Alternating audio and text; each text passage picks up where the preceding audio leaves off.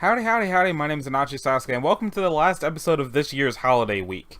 Now, before we begin, I just want to point out that the reason the screen might look a little bit off is because I have my nightlight mode turned on my computer, because it's midnight right now. And I just got a second wind and decided I had to record this now, because otherwise I wasn't going to be able to get Monday's video done before I start my weekend.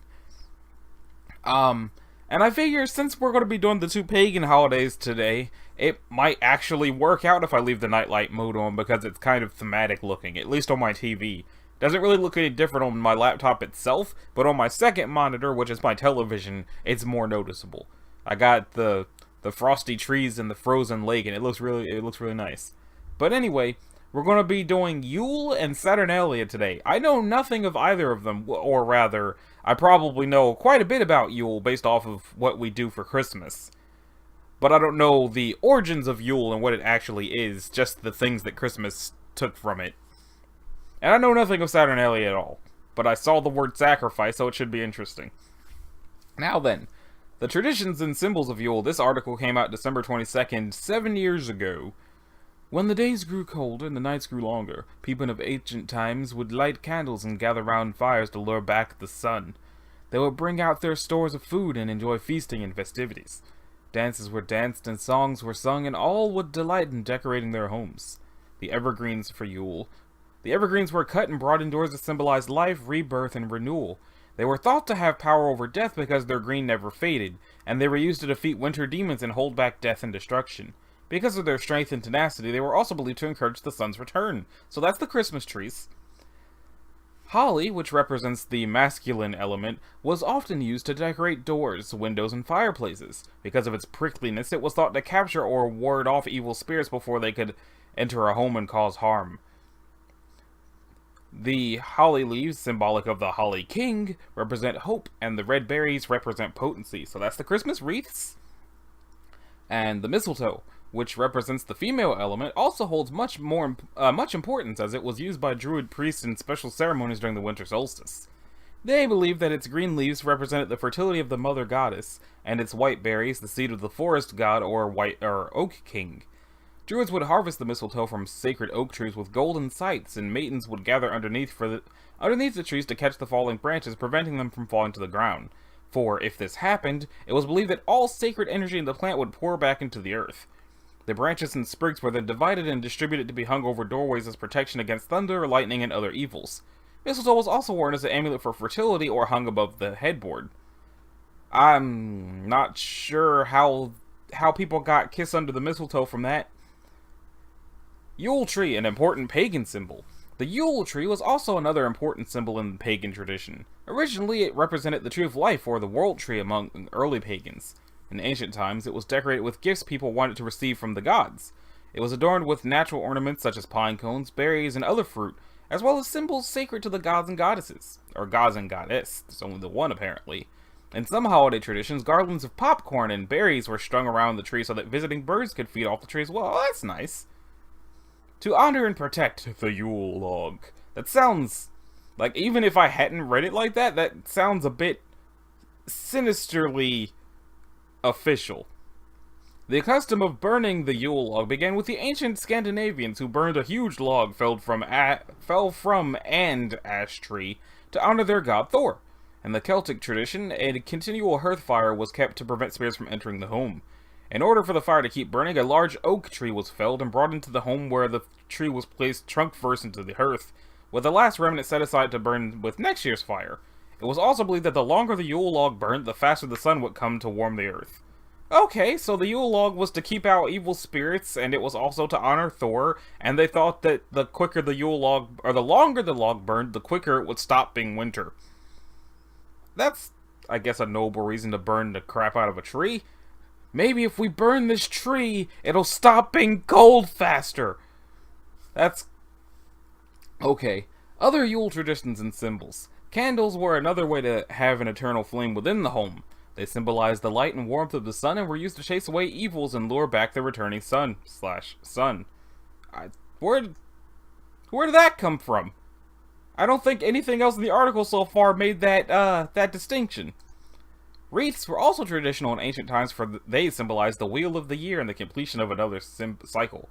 So are wreaths not holly? Oh, I decked the halls with boughs of holly. What's holly? Other than Joseph Joestar's daughter. They were also given as gifts to symbolize the infinity of good. Okay, it does say infinity. I thought I said the wrong word, and I was like, wait, did I say that right? Okay, it is infinity of goodwill, friendship, and joyfulness. Bells were often rung during the winter solstice to drive away demons that surfaced during the dark time of the year.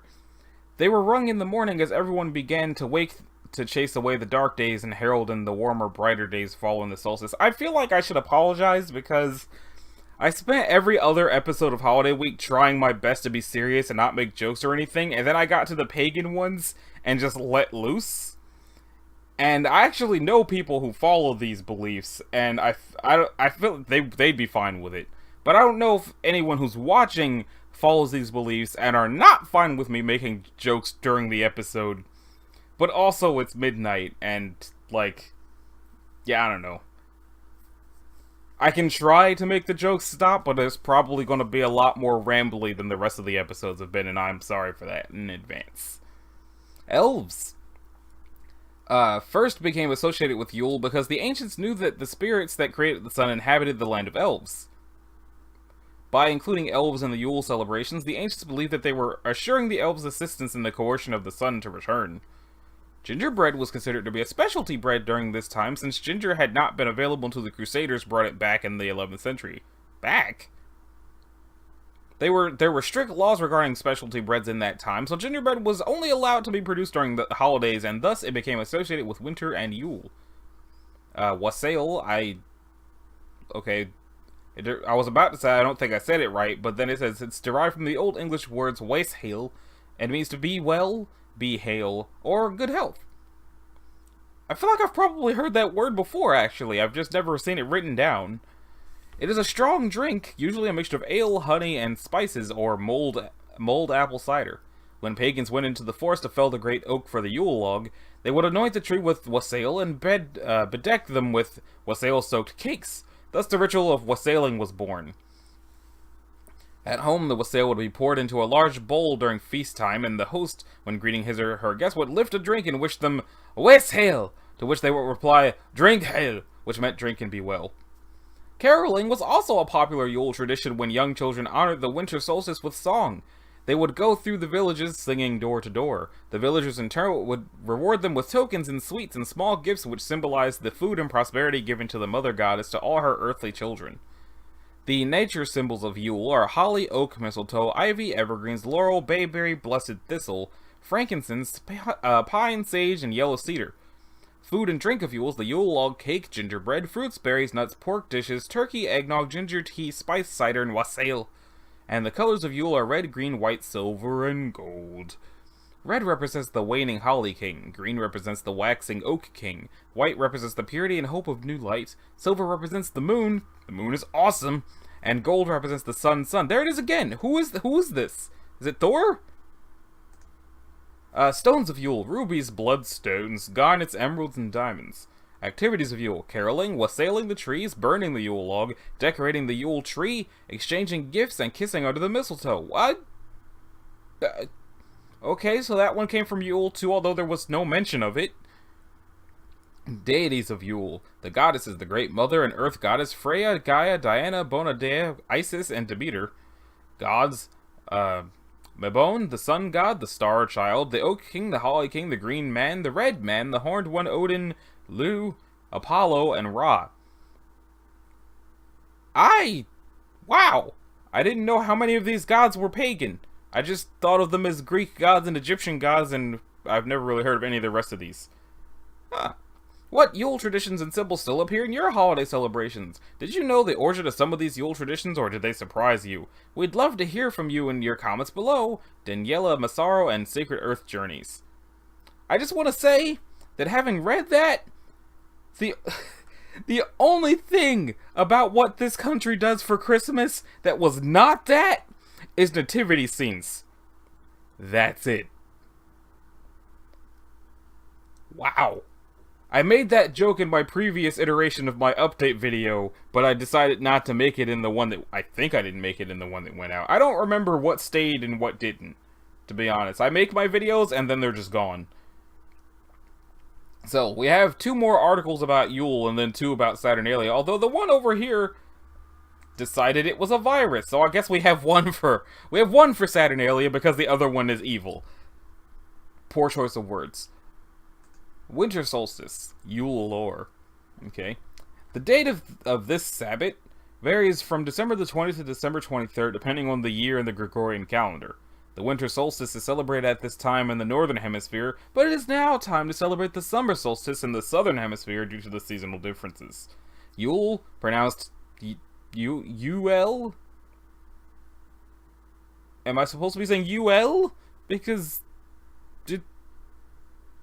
I'm going to keep saying Yule, because I've never heard it said Yule before. But now I know.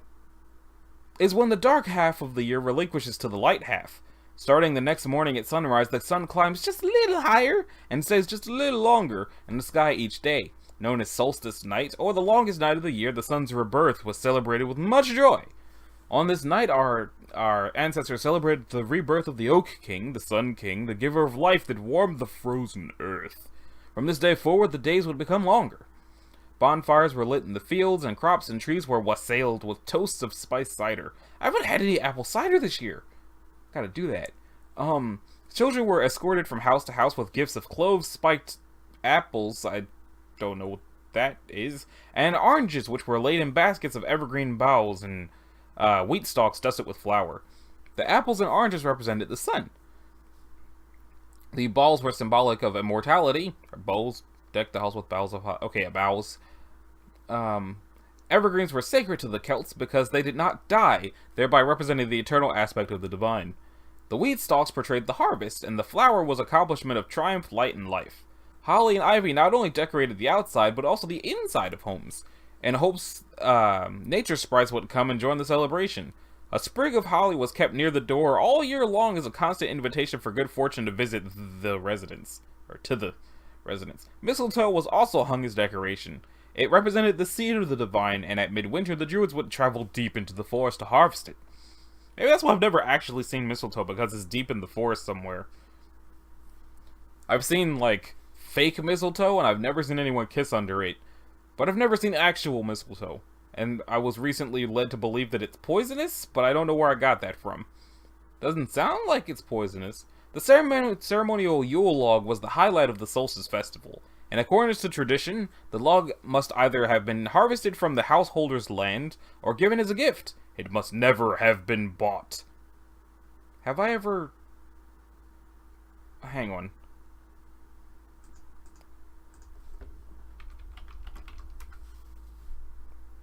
Let's see.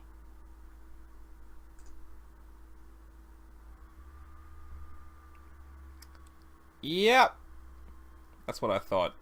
Let's see, must never have been bought. Once dragged into the house and placed in the fireplace, it was decorated in seasonal greenery, doused with cider or ale, and dusted with flour before being set ablaze by a piece of last year's log, held onto for just this purpose.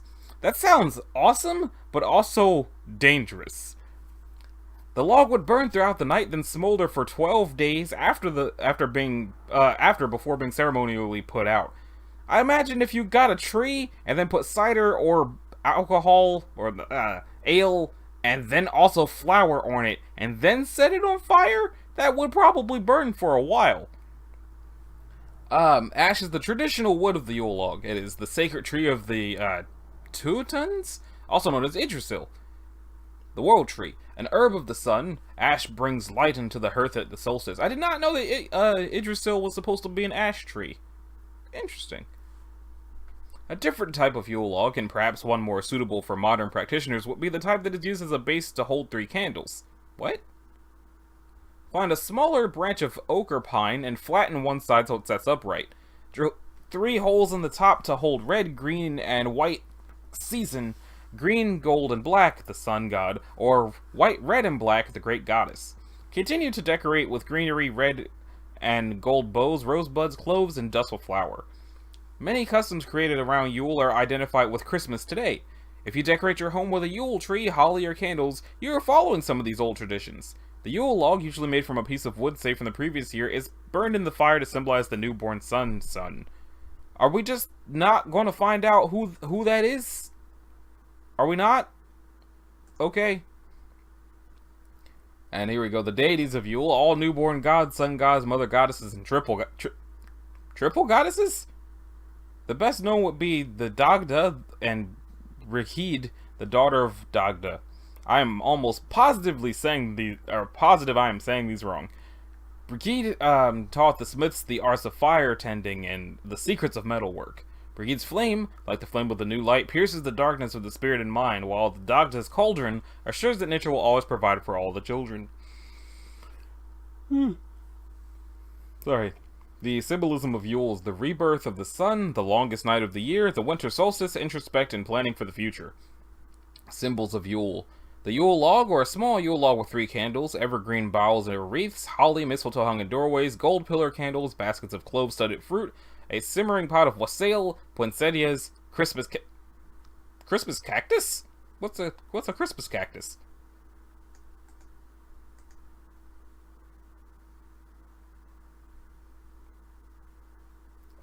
Huh.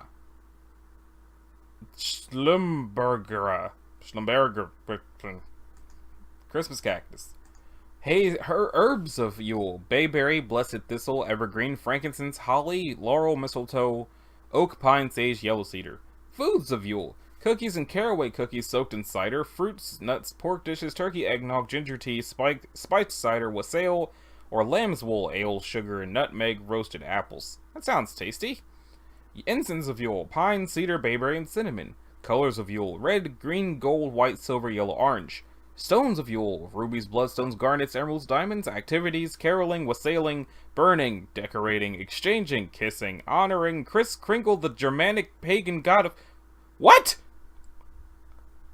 Spellworking of Yule: peace, harmony, love, and increased happiness. Deities of Yule: goddesses Brigid, Isis, Demeter, Gaia, Diana, the Great Mother. Gods: Apollo, Ra, Odin, Lu, the Oak King, the Horned One, the Green Man, the Divine Child, Mabon.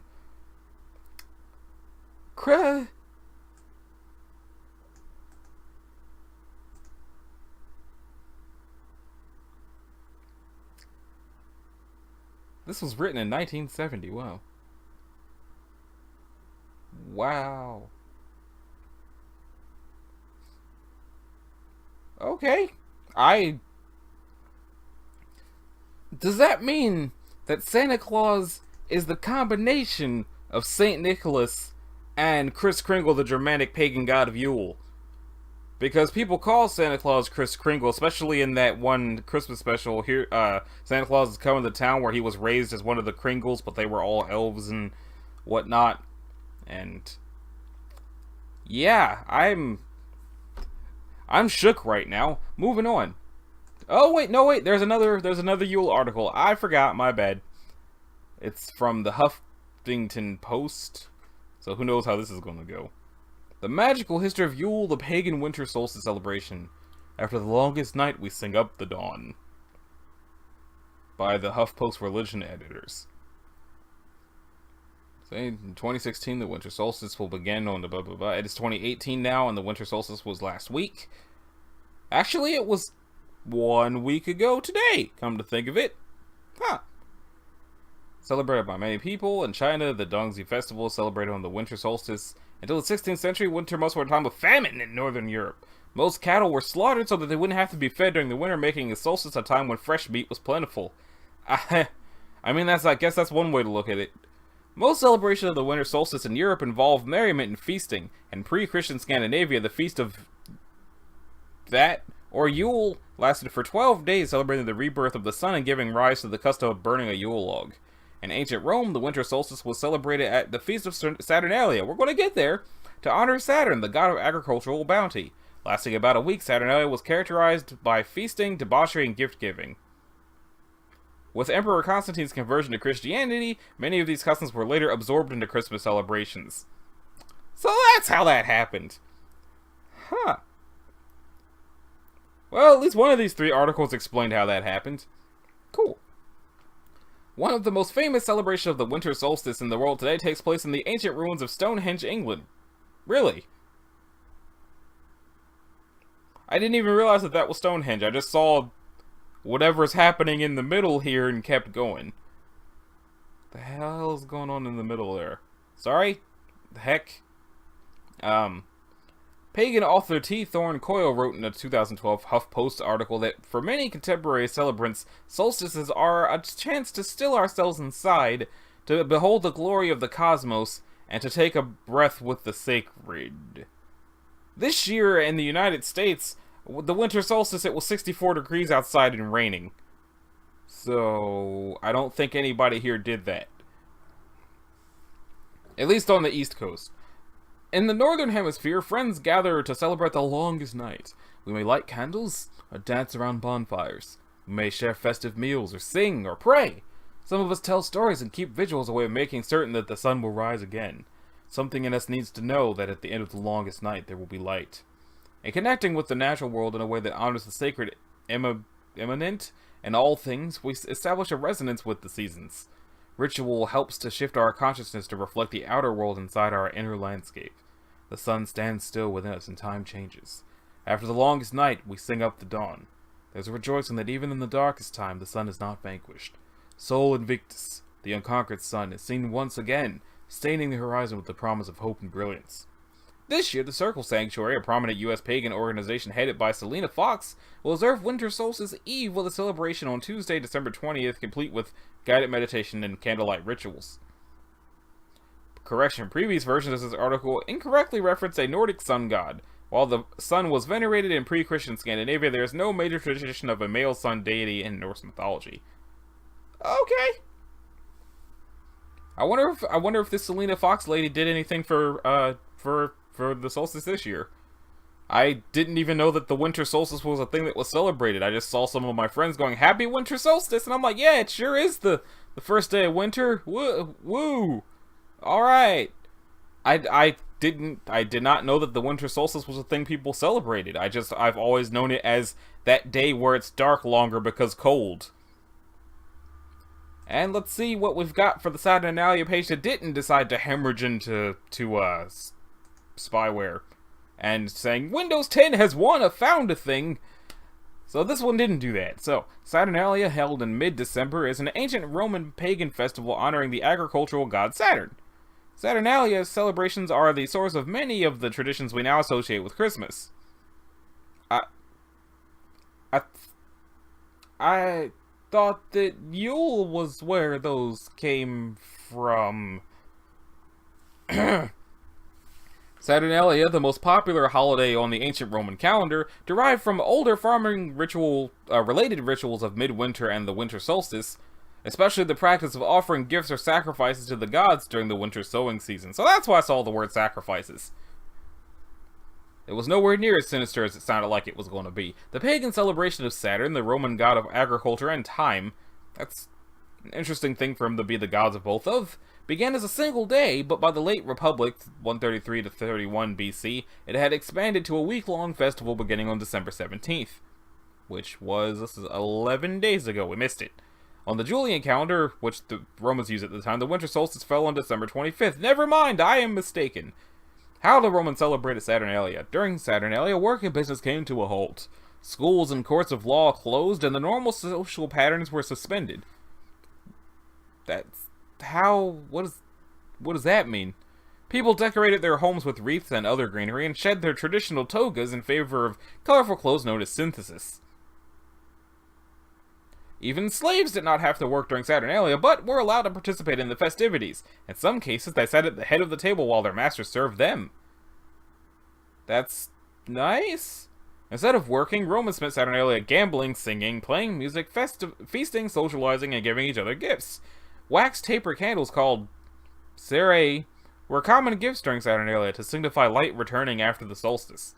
On the last day of Saturnalia celebrations, known as the Signalia, many Romans gave their friends and loved ones small terracotta figurines known as Signalia, which may have referred back to older celebrations involving human sacrifice.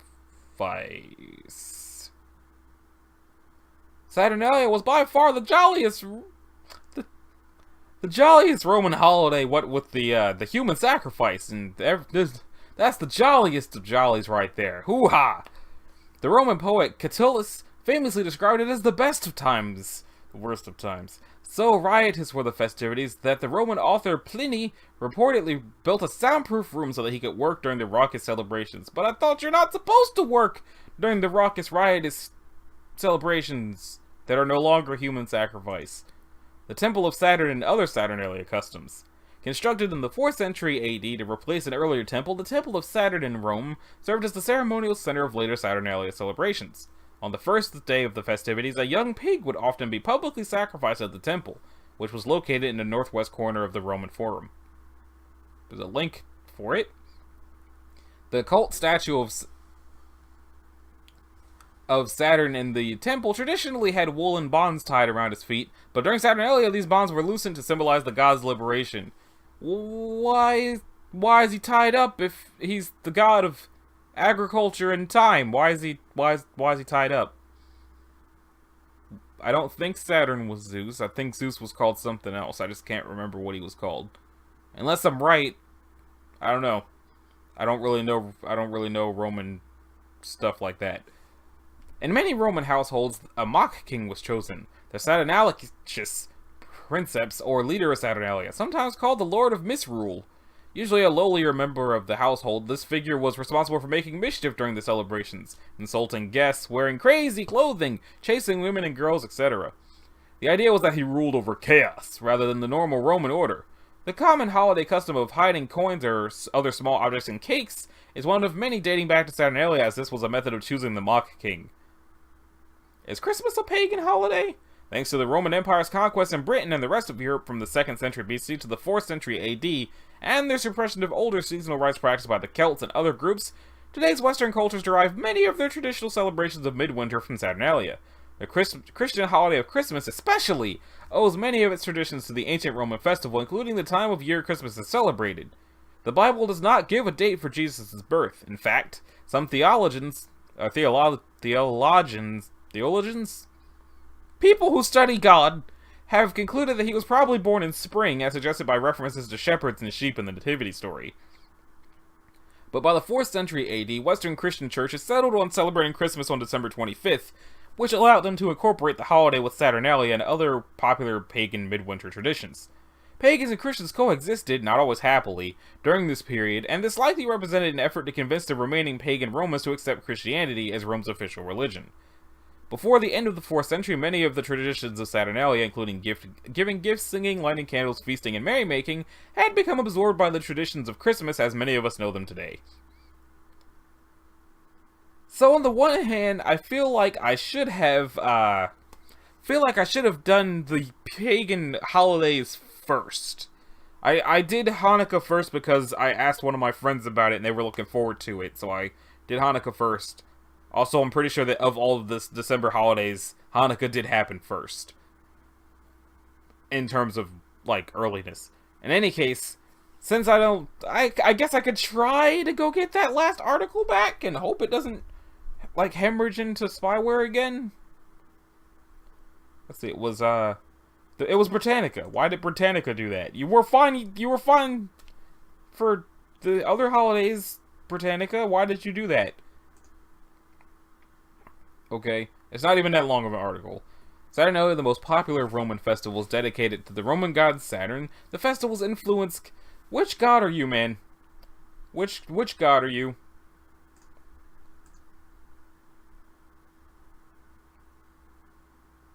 It's Kronos. It's Zeus's dad, the Titan. I think. The festival's influence continues to be felt throughout the Western world. I mean, I guess... If your god of agriculture and time eats his children, I guess you would want to tie him up. Originally celebrated on December 17th, Saturnalia was extended first to 3 and eventually 7 days. The date has been connected with the winter sowing season, which in modern Italy varies from October to January. Remarkably like the Greek Chronia, it was the liveliest festival of the year. All work and business were suspended, slaves were given temporary freedom to say and do what they liked, and certain moral restrictions were eased. The streets were infected with a Mardi Gras madness. A mock king was chosen. The seasonal greeting to Io Saturnalia was heard everywhere. The closing days of the Saturnalia were known as Siglaria because of the custom of making, towards the end of the festival, presents of candles, wax models of fruit, and waxen statuettes which were fashioned by the Siglari, or manufacturers of small figures in wax and other media. The cult statue of Saturn himself, traditionally bound at the feet with wool and bands, was untied, presumably to come out and join the fun. I wonder if he would have even wanted to after being tied up for the rest of the year. Like, I feel like if my ankles were tied together for 364 days of the year, and then one day they untied me like, we're celebrating you! I would probably not join in. But look, it's a picture of a Temple of Saturn, or I guess the Temple of Saturn, with the Temple of Vespasian, also called the Temple of Vespasian and Titus, right foreground, among the ruins of the Roman Forum. Okay. The influence of Saturnalia upon the celebration of Christmas and the New Year has been direct. The fact that Christmas was celebrated on the birthday of the unconquered sun, yes, Solus Invicti Nati, gave the season a solar background connected with the calends of January, the first of the Roman New Year, when houses were decorated with greenery and lights, and presents were given to children and the poor. Concerning the gift candles, the Romans had a story that an old prophecy bade the earliest inhabitants of Latium to send heads to Hades and foda to Saturn. The ancient Latins interpreted this to mean human sacrifices, but according to legend, Hercules advised using lights, phos means light or man according to accent, and not human heads. Okay, so it wasn't supposed to be human sacrifices. The ancient Latins just thought that it was that because that language, am I right? Studio audience laughter. So that about does it for this episode of Holiday Week, and also that about does it for this year's Holiday Week in general. Again, if there's, like, if anybody's mad at me for cracking jokes and whatnot, and being, cracking jokes about my own confusion during this episode, I apologize. I'm not going to re-record the episode or try to edit them out. It happened. It's done. So, if you liked it, a like and a subscribe will be groovy. As usual, if you didn't, you don't need to do either one of those things. And I'll see y'all in the next one. If we even do a holiday week next year, maybe I can find some more holidays and cover those later. And, that being said, later.